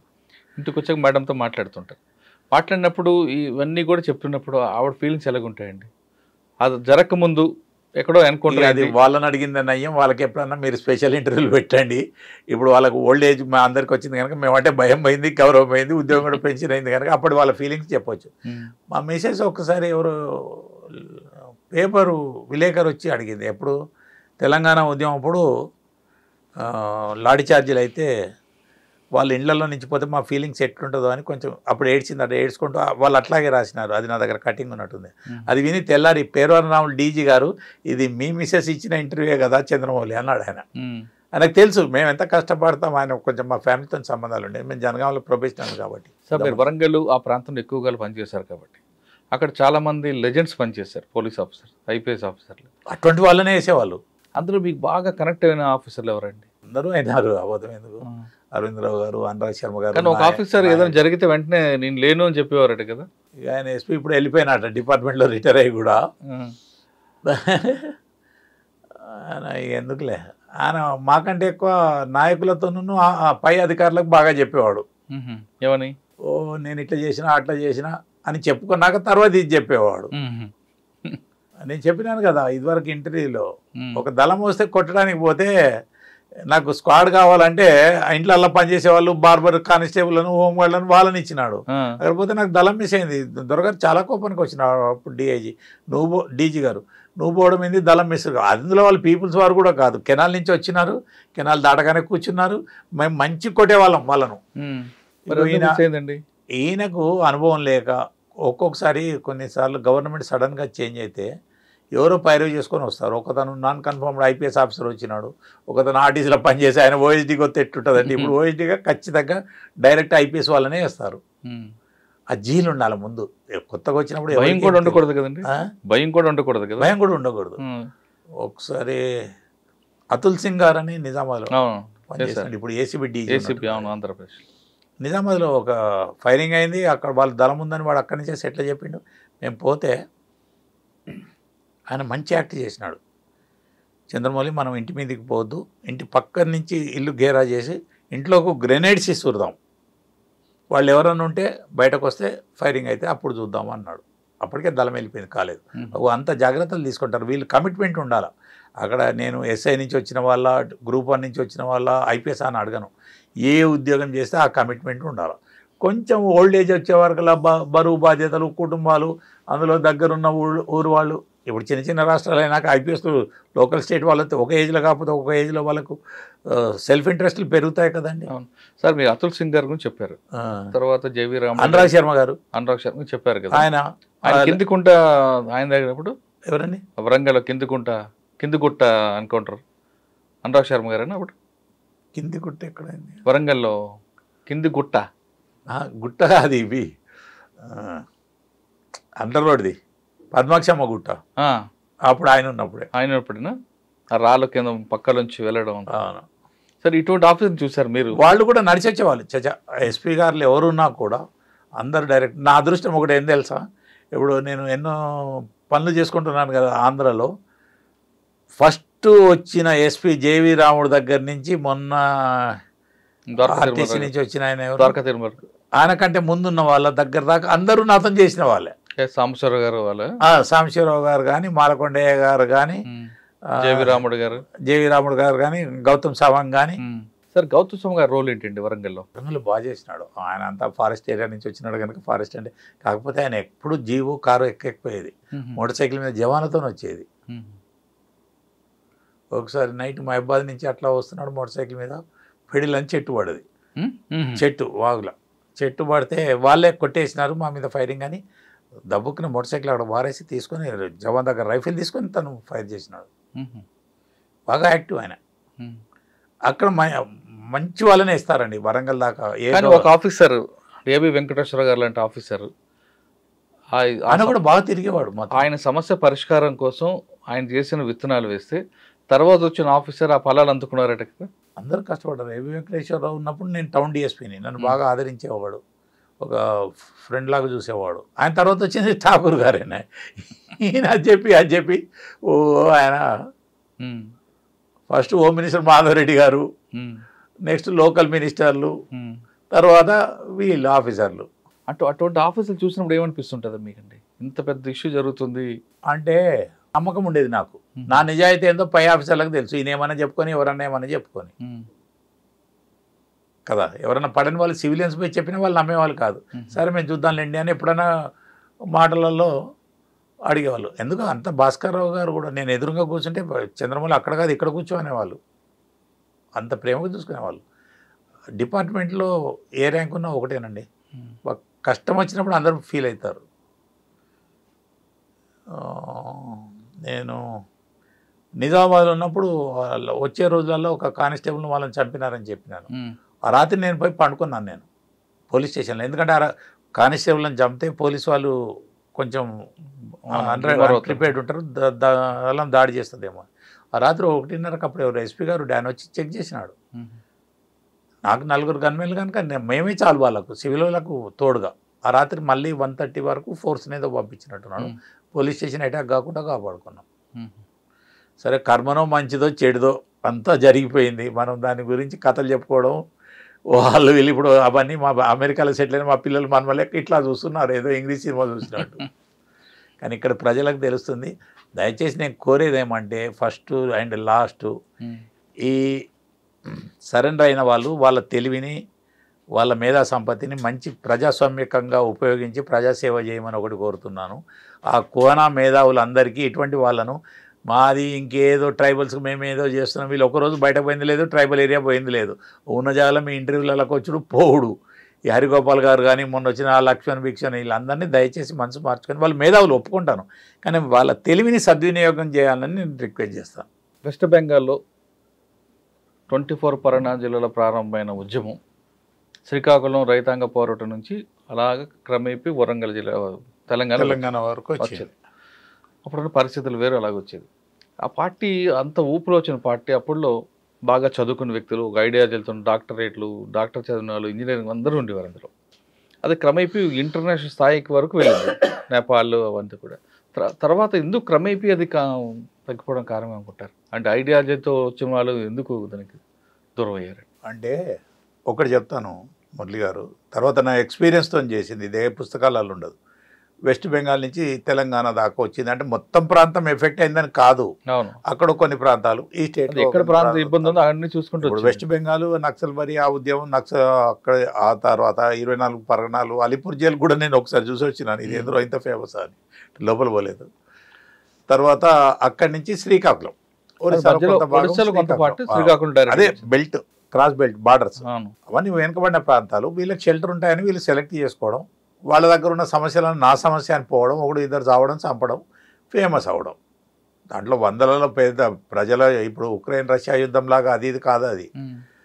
తర్వాత శ్రీకాకుళం పార్వతీపురం కుట్ర కేసులు అవి ఇవని అక్కడ జరిగింది. శ్రీకాకుళం తర్వాత మెల్లగా వరంగల్ దాకా వచ్చింది. వైజాగ్ నుంచి కొంచెం మేధావులు ఉన్న సెంటర్లు చూసి వాళ్ళు చెప్పడము, ఈ వెనుకబడ్డ ప్రాంతాలలో చెలరేగడం వీళ్ళు. అయితే ఒక 2 ఇన్సిడెంట్లు చెప్పుకుంటాను నేను. ఒకప్పుడు పార్టీ బలపడింది అంటే అక్కడున్న వాళ్ళతో లింకులు పెట్టుకునే స్థితికి వచ్చినారు. మొత్తం ఏరియా రెడ్ కాలేదు, కలకత్తా సిటీ అంతా రెడ్ కాదు, అది కాదు. ప్రజల దృష్టిలో ఎట్లా చెప్తారంటే మొత్తం భారతదేశం రెడ్ అయిపోయింది.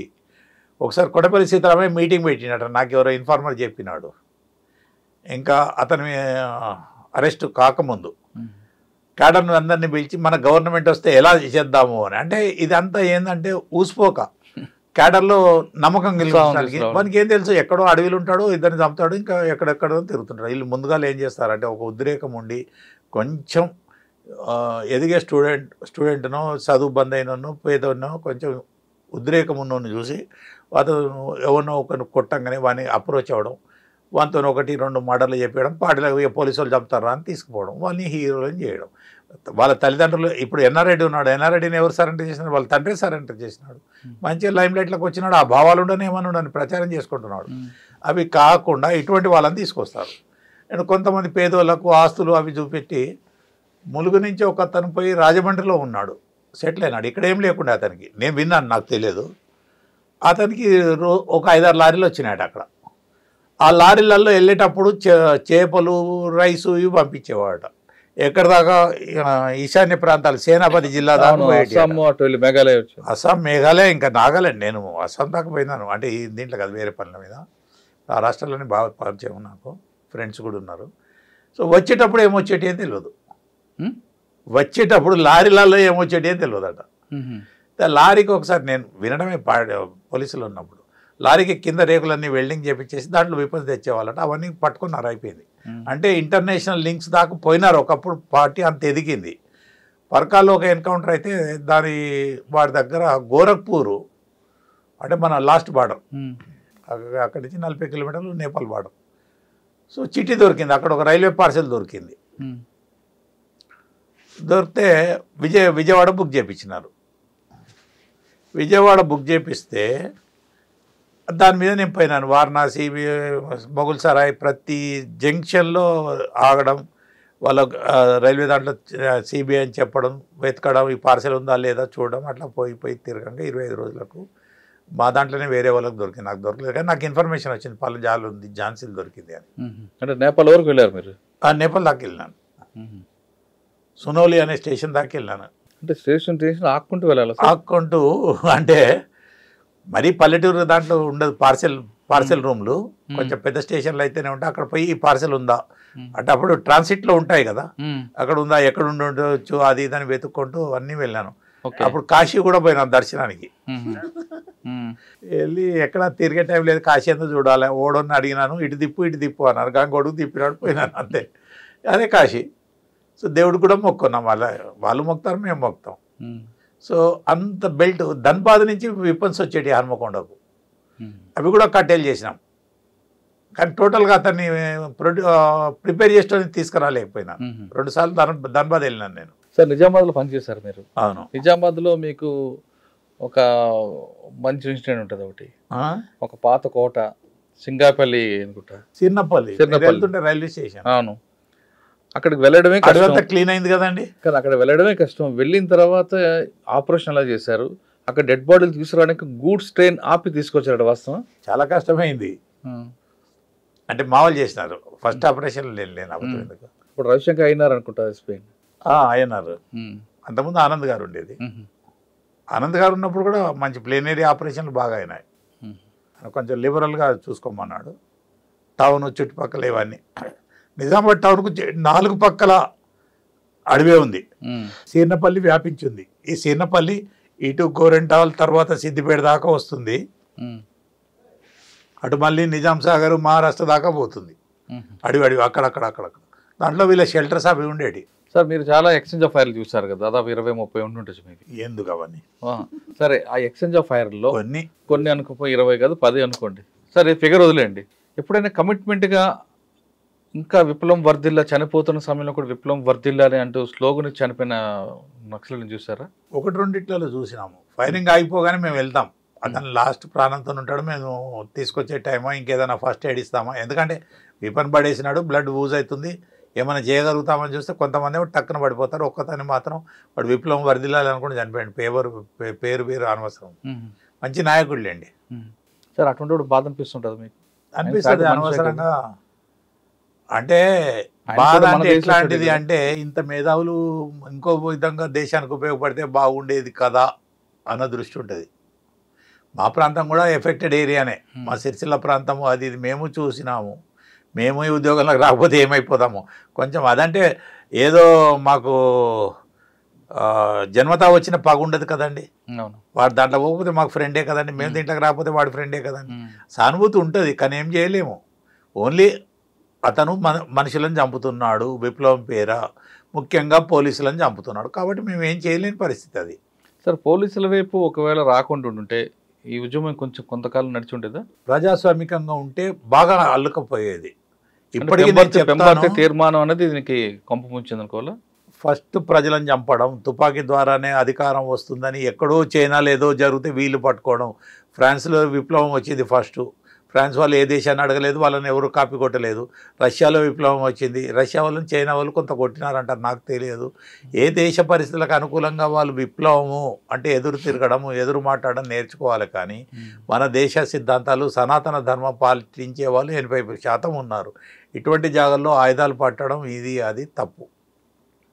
రాముడు వాల్మీకిని చంపినాకనే ఎంతో బాధపడ్డాడని చెప్తారు.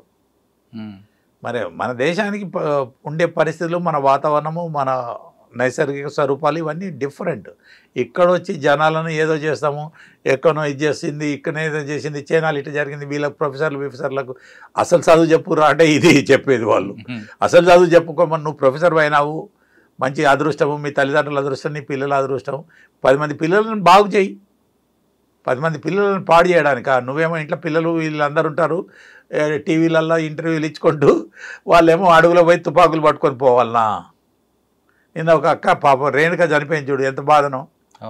ఎల్ఎల్బి చేసింది, మంచి ప్రాక్టీస్ చేసుకుంటూ ఉంటే హ్యాపీగా ఉండేది కదా. తను కోరిన పంత కేసులు వాదించవచ్చు కదండి.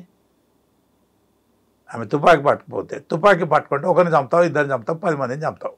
దేశం మొత్తాన్ని అయితే చంపరు కదండి. మరి ఎందుకు ఈ తుపాకులు?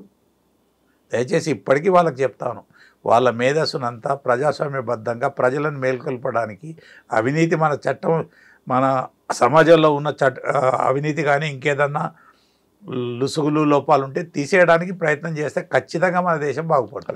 కరెక్ట్. ఇప్పుడు మీరు చెప్తున్నట్టుగా సెంట్రల్ కమిటీలో అండర్ గ్రౌండ్ ఉన్న వాళ్ళ తమ్ముడు బయట ఉన్నారు, ఆయన ప్రజాస్వామ్యం పోరాటం చేస్తున్నాడు, బాగానే ఉన్నాడు. అవును, ఎవరు వీళ్ళు గాజర్ల వాళ్ళు నా మీద స్టేట్మెంట్ ఇచ్చిన వాళ్ళే, ఎక్కడున్నా చంపుతామని. కానీ మంచిగా అయ్యారు కదా. అప్పుడు బాగా పనిచేస్తున్నాడు, కాంగ్రెస్లో ఉన్నాడు, బాగా పనిచేస్తున్నాడు. స్పీచ్ వాగ్దాటి చాలా బాగుంది. ఆయన పార్టీలో ఉన్న ప్రభుత్వం తరపున కూడా ఆయన వ్యతిరేకంగా తప్పు చేసి మాట్లాడుతున్నాడు. కరెక్ట్, అలా ఉండాలి. వాళ్ళు ఇంకా సిద్ధాంతపరంగా ఉంటారు దేంట్లో ఉన్నా కూడా. అవును, వాళ్ళ కమిట్మెంట్ ఉంటుందండి వాళ్ళ. అది సార్, ఫైనల్గా చెప్పండి, రిటైర్ అయిన తర్వాత ఏం చేస్తున్నారు మీరు?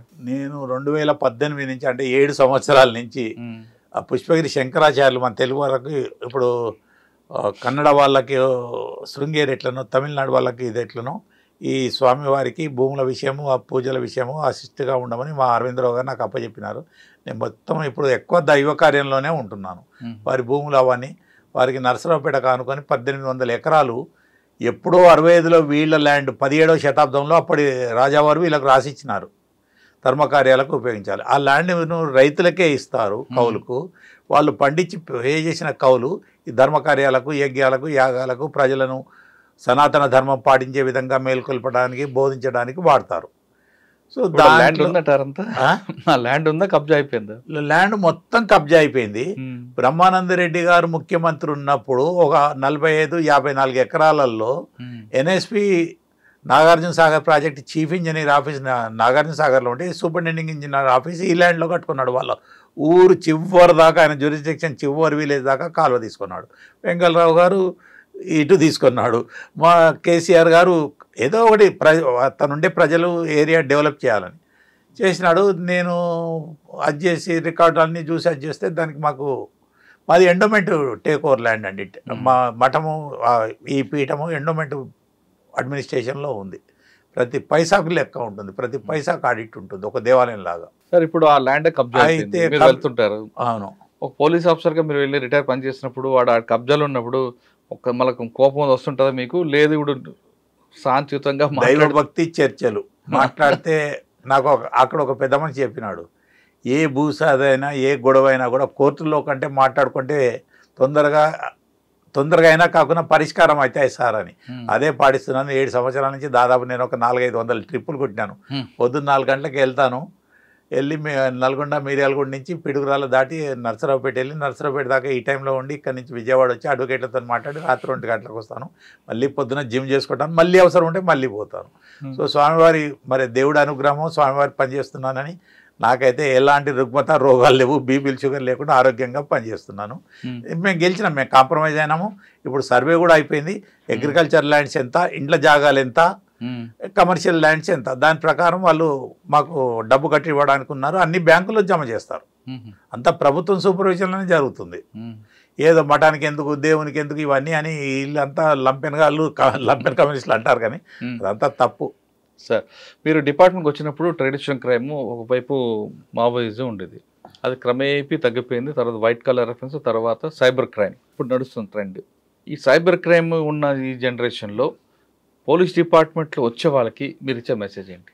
అప్పటికి ఇప్పటికి ఒక తేడా చెప్పాలనా అండి? అప్పుడు ఒకటే నక్సలిజం బాధ, నక్సలిజం పోయింది, ఇప్పుడు 10 బాధలు మొదలైనాయి. ఎన్నో రకాల నక్సలిజం ఉంటే బెటర్ అంటారా? లేదు, చచ్చా, అది మోస్ట్ డేంజరస్.